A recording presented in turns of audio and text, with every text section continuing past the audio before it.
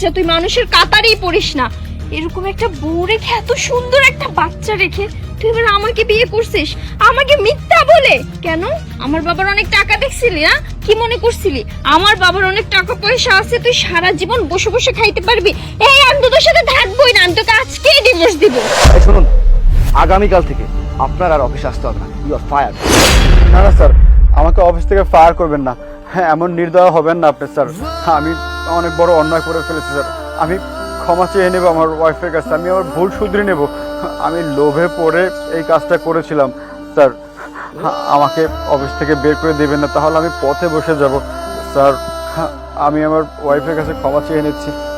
মনি, তুমি আমাকে ক্ষমা করে দাও, আমি অনেক বড় ভুল করে ফেলেছি। আমি আর কখনো তোমাদেরকে ছেড়ে যাব না, তোমাদের প্রতি অন্যায় করব না। আমি আজকে থেকে তোমাকে এবং আমার সন্তানকে আমার কাছেই রাখবো।